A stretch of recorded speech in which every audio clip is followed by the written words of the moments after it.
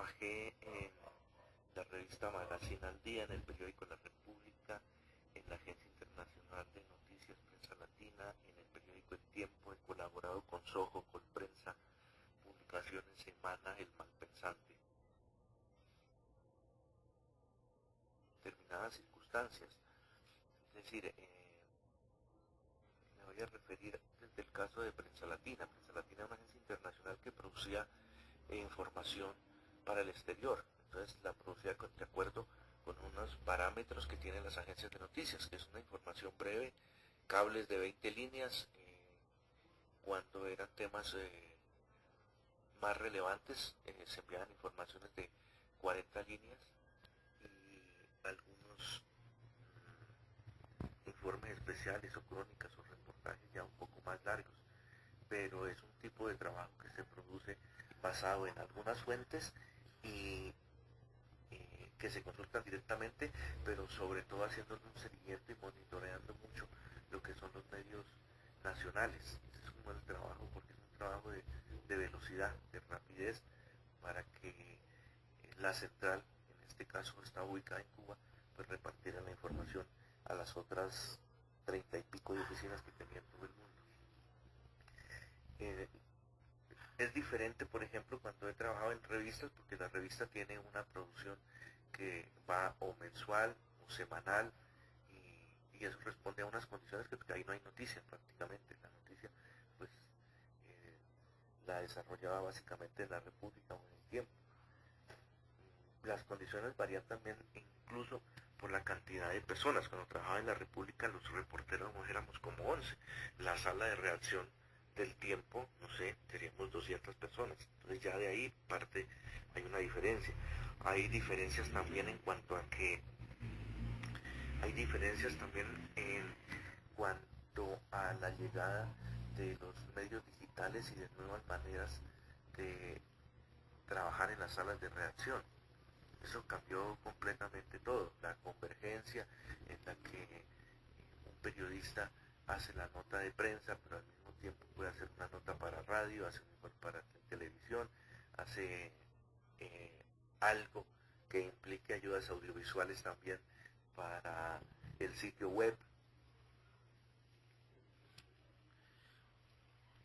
Bueno, otra diferencia, por ejemplo, entre El Tiempo y La República, que son medios que producen noticias diarias sobre el país, es la especialidad del medio. Es decir, La República es un medio dedicado a la economía y el 90% de su agenda es económica, mientras que El Tiempo es un medio con una agenda muchísimo más amplia. Entonces ahí ya hay unas diferencias en ese proceso.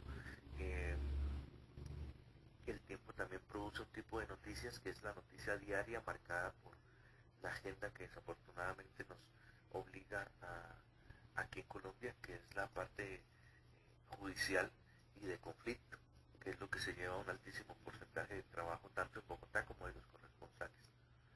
Y también El Tiempo tiene una sección que llamábamos fría, que es donde van las noticias que tienen que ver con medio ambiente, de pronto con salud, con educación, que no son esas grandes chivas que van en primera plana, en las que abren periódico, pero que sí son unas noticias que se preparan para unas sesiones con unos 2 días de anticipación o 3 días de anticipación.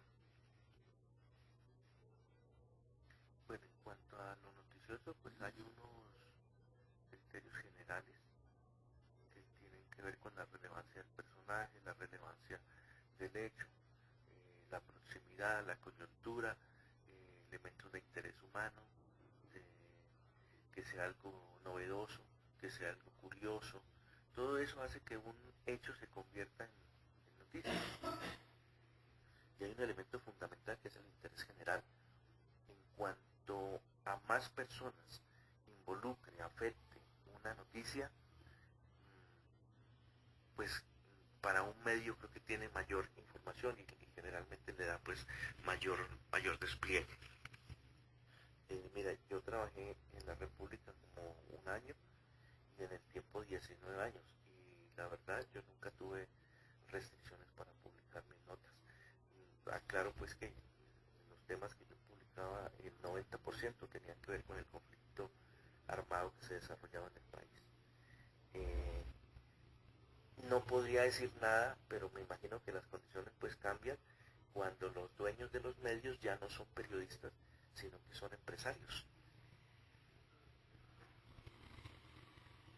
Bueno, la relación con la fuente, lo que pasa es que es muy diferente la relación con las fuentes que establece una persona que cubra diariamente un tema a, por ejemplo, lo que yo hice, que era hacer crónicas y en la que saltaba de un tema a otro con mucha facilidad. Podía estar fácilmente haciendo un trabajo sobre el conflicto en el norte del Cauca y pasar a algo en La Guajira o al Putumayo, Caquetá o Chocó.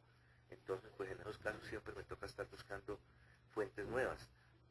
Hay unas fuentes generales que uno tiene a veces a las cuales acude, que son fuentes que conocen mucho del tema, por ejemplo, en mi caso del conflicto armado.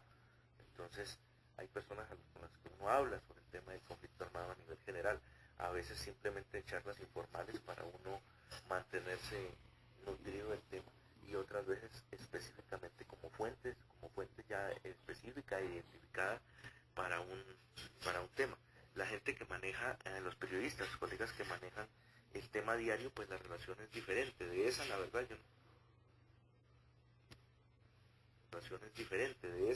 yo no te podría hablar mucho, pues porque les digo, yo no he cubierto noticias, la verdad, así durante un largo tiempo.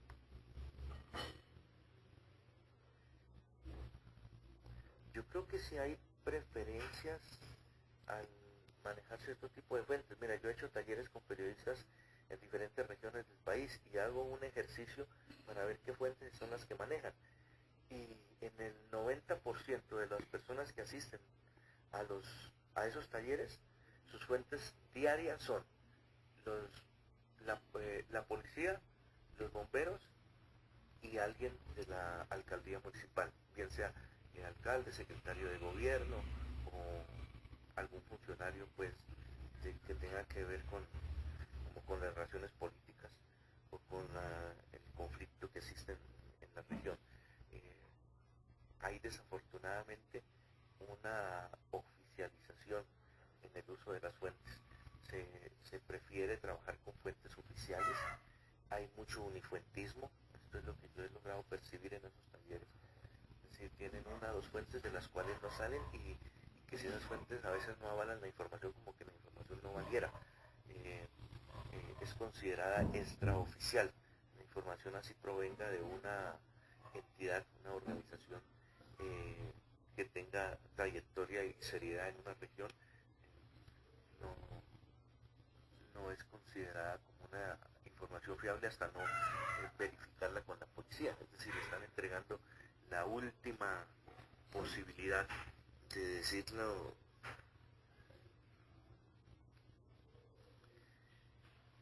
Y en muchas partes existe también pues la mala intención de los periodistas hacia un gobernante de turno. Si es de sus afectos, pues a veces llaman fuentes que también sean como de los afectos del mandatario, y lógicamente pues va a hablar bien de las obras y va a hacer un análisis muy favorable de lo que está ocurriendo en esa ciudad o en ese municipio. Y si pues les cae mal, pues llaman a los detractores, a los contradictores, para que siempre el análisis sobre una determinada obra, sobre un determinado proyecto, pues no le salga favorable hacia ese mandatario. Yo creo que esto es muy patente en algunos noticieros de televisión, en los noticieros de radio, perdón, de las mañanas, con el caso de Bogotá. Bueno, la comunicación con el público ha cambiado muchísimo con la llegada de los medios digitales. Antes, la única manera de saber, antes decía, la única manera de saber si alguien había leído el texto era esperando que llegara de pronto alguna carta de los lectores. Ahora pues el medio digital permite interactuar con las personas que están leyendo. Además, el replicar los textos en redes sociales hace que se amplíe esa forma de interactuar y se pueden recibir observaciones, correcciones, precisiones, críticas, alabanzas ya en tiempo real y desde diferentes partes del mundo. Yo creo que esa es la manera que tenemos los periodistas pues, de mantenerse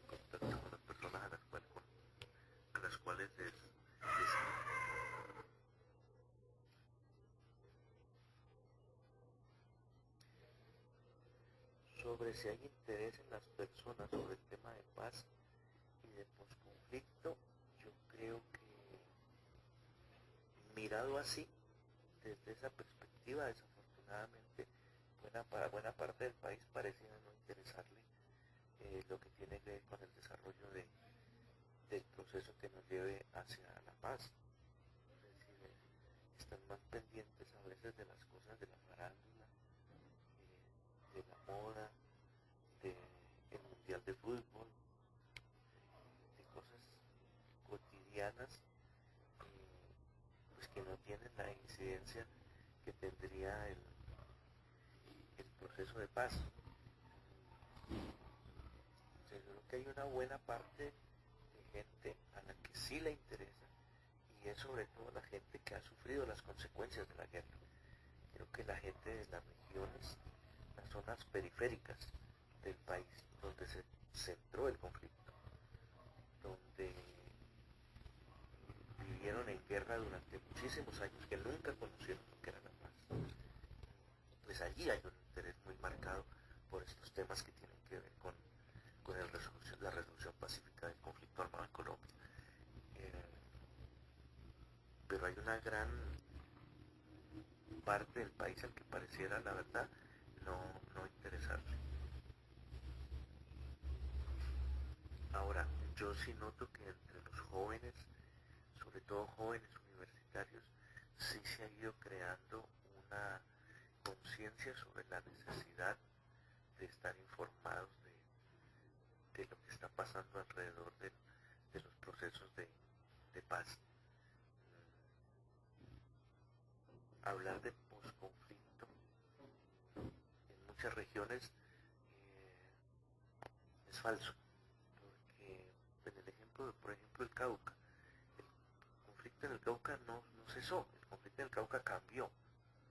El conflicto en el sur del Cauca se mantiene latente con otras organizaciones, y en el norte del Cauca el conflicto ha cambiado de protagonistas también, pero además tiene unas implicaciones que tienen que ver con la lucha por la tierra, que ya ha dejado varios muertos, y también los cultivos ilícitos y la minería ilegal.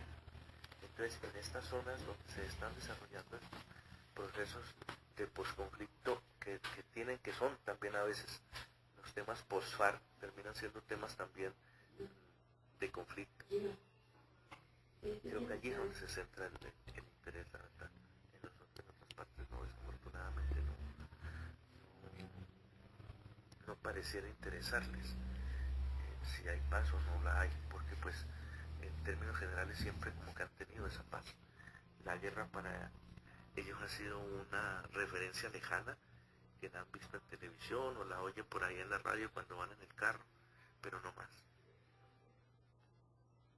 Bueno, la perspectiva sobre, yo no diría post-conflicto, es más bien post-FARC, porque es que los generadores del conflicto en Colombia pues han sido varios, ¿verdad? Se desmovilizaron los paramilitares y luego se desmovilizó la mayor agrupación armada y más antigua de Colombia.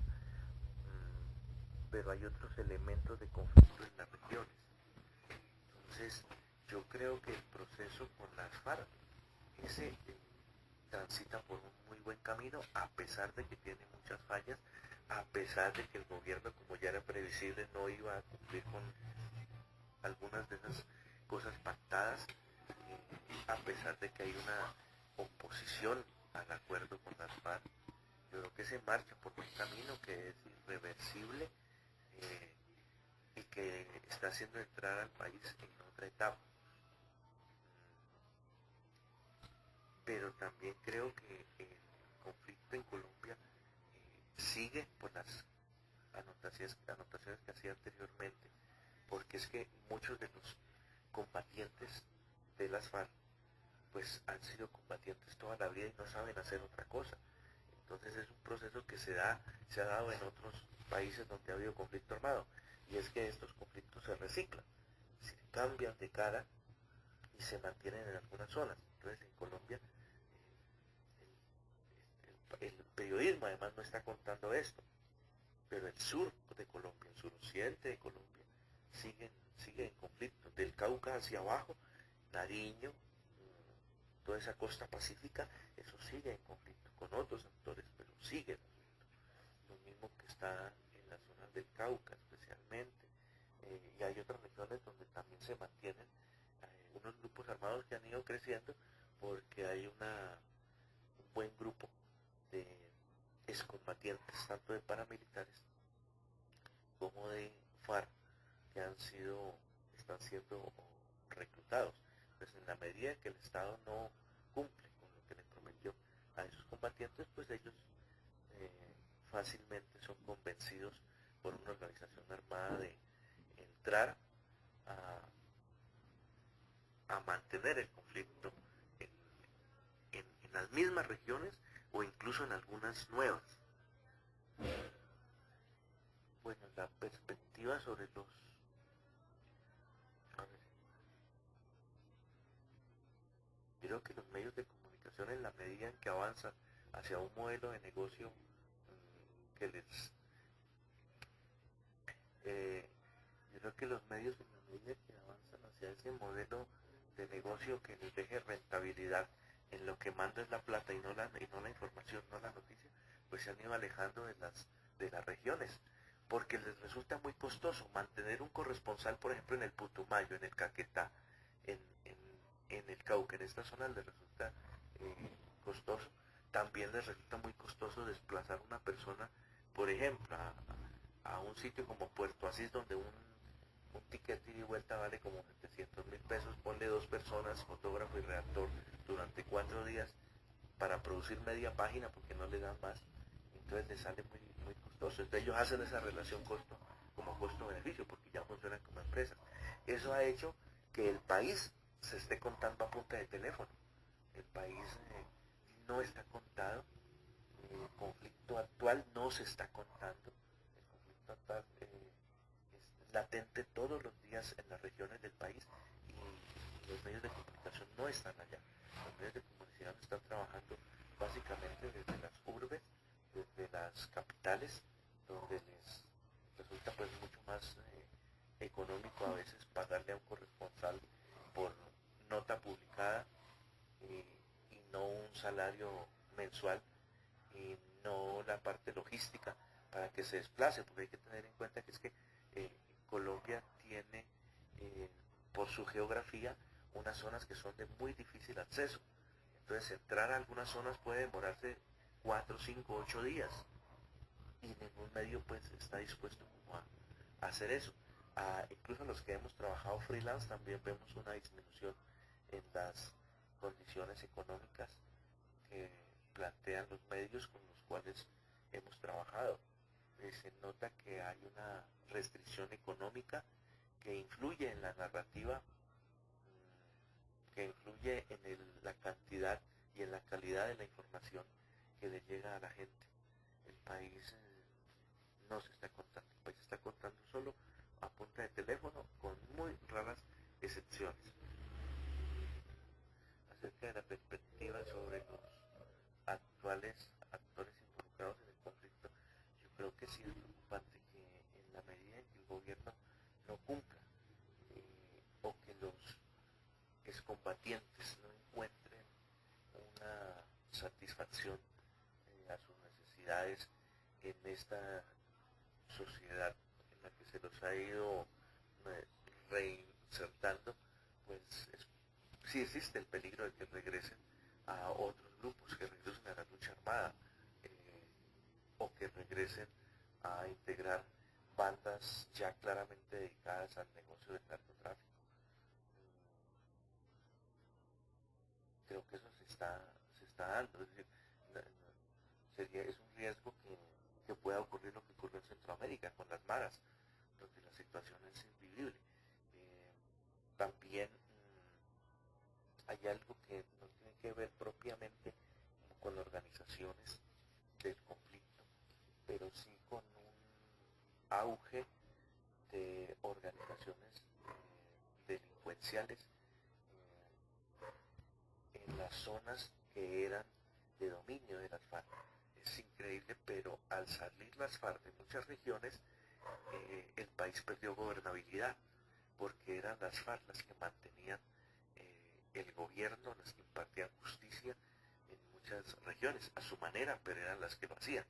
Entonces, al salir ese actor armado, que era el que mantenía el control, pues hay zonas que se salen de madre, porque empieza el abigeato, empieza la delincuencia, empieza los expendedores de droga, de toda esa gente a la que las FARC las tenían sometidos a un régimen pues a un régimen de muerte en caso de reincidencias. Toda esta gente ahora se siente con la libertad de, de actuar, y eso no forma parte como del conflicto armado, pero sí forma parte de la cotidianidad y la preocupación diaria de la gente que habita en estas regiones. Entonces ese es uno de los riesgos. Lo otro es que hay grupos que ocuparon espacios donde antes no estaban. El ELN, por ejemplo, nunca había estado en la zona nororiental del Cauca, y ahora aparece el ELN, aparece un EPL que tampoco había estado por allá, ya había dejado de sonar hace muchos años el ELN. Hay presencia de las águilas negras, hay presencia, ahora hace poquito me llegó un panfleto de algo que se denomina AUC Zona Norte, que hice algunas consultas y nadie lo había oído mencionar hasta hace 8 días.